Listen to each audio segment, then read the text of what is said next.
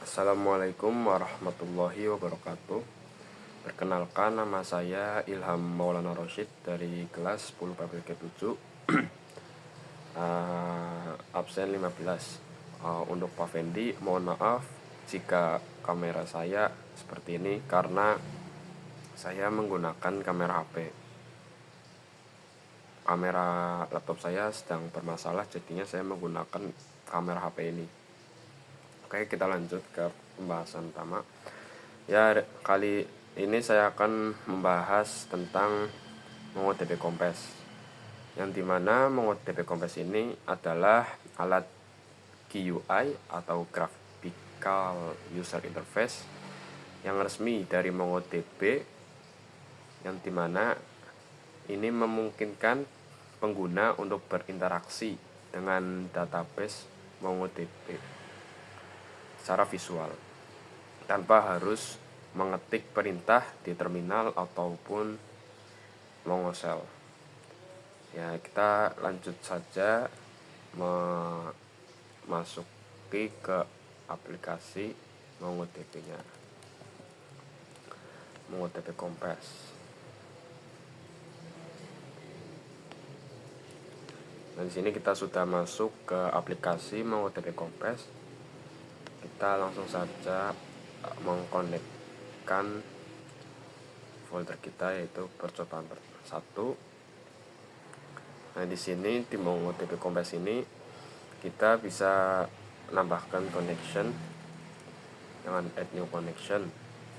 Terus juga setelah kita menambahkan connection, kita bisa membuat database. Kita klik tanda panah ini, terus akan muncul seperti ini. Nah, kita bikin database yang bernama mahasiswa untuk contoh. Lalu collectionnya kita pakai nilai.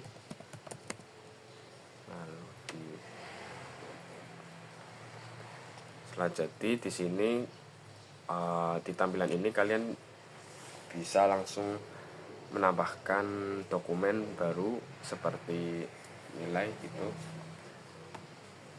Jika kalian ingin menambahkan data dokumen, kalian mencet saja add data di sini. Di sini terdapat insert dokumen dan import JSON or CSV file. Dan di sini import JSON or CSV class ini berguna untuk semisal kita memiliki file yang sudah tersimpan dalam bentuk JSON atau CSV, yaitu kita bisa mengimport ke dalam MongoDB Compass ini. Ya, kita bikin saja dokumen baru untuk database mahasiswa ini. Kita bikin datanya, yang pertama ID 1,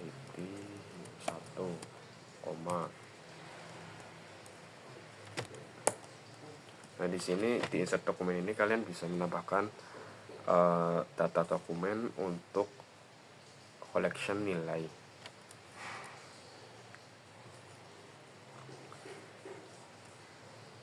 Kita bikin nama misal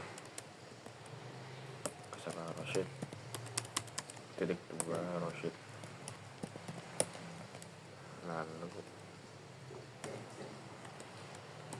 itu lagi karena ini database milik mahasiswa, kita ketik saja mata kuliahnya. Karena ini mahasiswa, jadi kita harus tahu mata kuliahnya apa. Pertama, manajemen keuangan.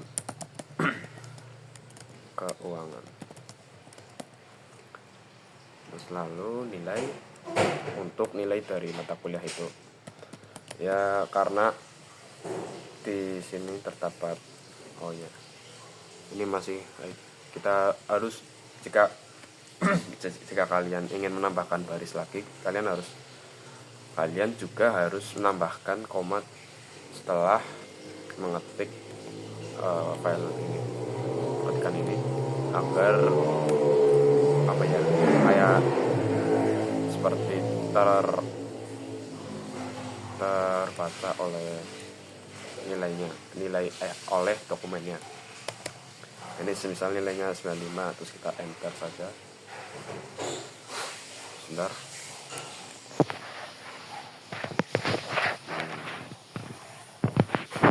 Saya pindahkan HP sebentar.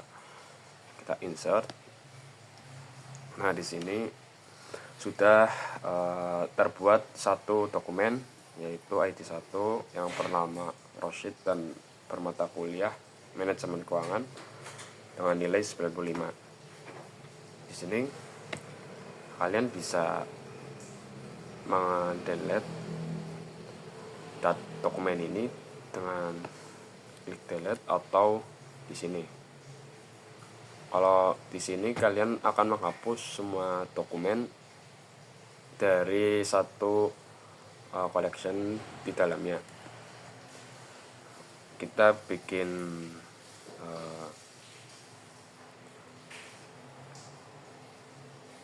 nah, di sini juga terdapat clone dokumen, yang dimana clone dokumen ini digunakan untuk menduplikat dokumen kita. Jadi kita tidak usah susah-susah mengetik ulang, hanya saja kita mengganti dari isi dokumen yang kita duplikat. Kita bikin ID kedua. Nah, ID kedua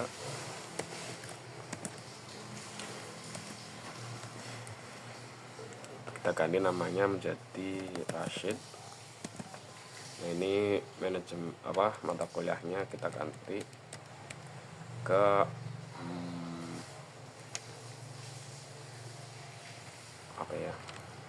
perikanan. Terus nilainya kita ganti jadi 85. Nah, di sini kalian sudah menambahkan ID kedua, yaitu dokumen kedua di dalam collection nilai database mahasiswa. Nah, kalian bisa mengekspor data dari sini. Nah, itu ekspor data itu akan menyimpan dokumen yang sudah kita buat. Semisal kita bikin sampai 10 dulu ya. Setelah kita bikin 10 dokumen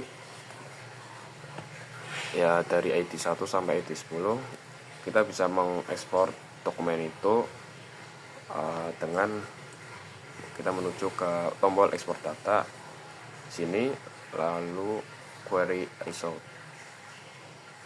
lanjut next. Kita ekspornya menggunakan file JSON ekspor, lalu kita taruh di folder bebas mana saja. Di sini MK1 mahasiswa nilai JSON. Itu kita sudah mengekspor dari database mahasiswa dan collectionnya nilai di dalam folder kita. Dan di sini kita bisa hapus saja semua dengan menggunakan dengan tombol delete. Ini akan terhapus dari 10 dokumen itu, agar lebih mudah untuk menghapusnya daripada menghapus satu-satu dari dokumen.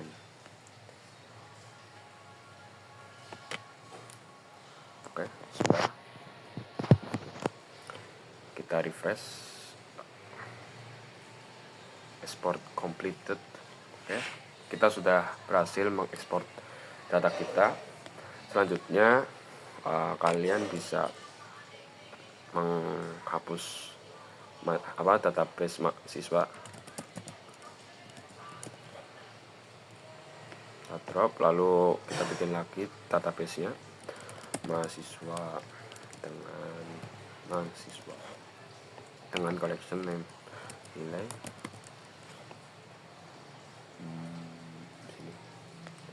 Nah, di sini kalian bisa masukkan file 10 dokumen yang tadi kita sudah buat, yang sudah saya buat, dengan mengimport datanya di MK1. Kita cari filenya mahasiswa nilai JSON, atau kita bisa saja mengimportnya lewat sini lalu menuju ke import JSON or CSV file. Kita cari filenya, sudah ketemu, kita select, kita import. Nah, data yang kita tadi hapus sudah termasuk kembali karena kita sudah mengekspor data itu sebelum kita menghapus data 10 data itu. Ya, kita lanjut ke studi kasusnya. Kita masuk ke CMD, lalu kita ketik mongot,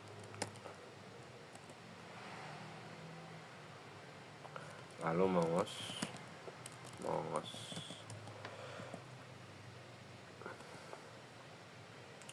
Nah, di sini kita lihat dulu apakah database mahasiswa kita yang sudah dibuat sudah ada di dalamnya. Ya, sudah ada. Kita langsung saja menggunakan data mahasiswa dengan news mahasiswa.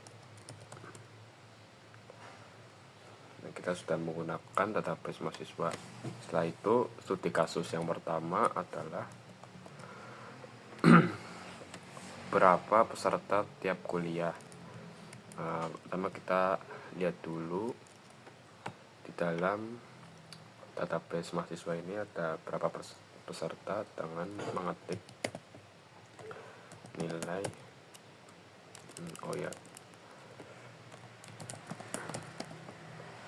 find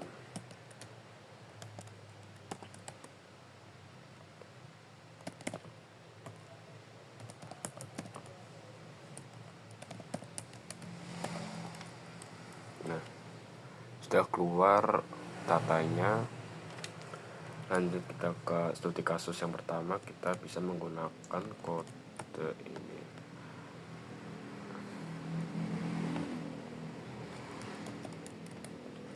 Nah, ini kita untuk kode ini untuk mencari berapa peserta tiap dari mata kuliah yang kita sudah buat. Yang pertama pertanian. Lanjut ke studi kasus yang kedua, nilai tertinggi tiap mata kuliah. Ketiga, nilai terendah tiap mata kuliah. Lalu keempat, nilai rata-rata tiap mata kuliah. Kita bisa menggunakan kode ini.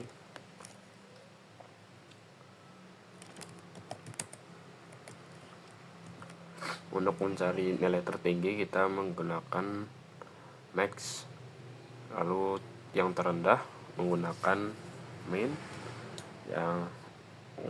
dan untuk nilai rata-rata kita menggunakan AVG, dolar AVG. Nah, di sini sudah terlihat nilai terendah dari masing-masing mata kuliah. Yang pertama pertanian, nilai tertingginya 90 dan nilai terendahnya 80 dengan nilai rata-rata 85. Begitu juga dengan perikanan, nilai tertingginya 95, nilai terendahnya 75.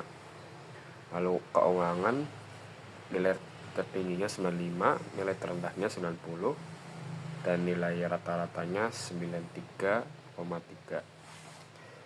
Ya, mungkin segitu saja video dari saya. Mohon maaf Pak Fendi jika saya ada salah kata. Sekian dari saya. Wassalamualaikum warahmatullahi wabarakatuh.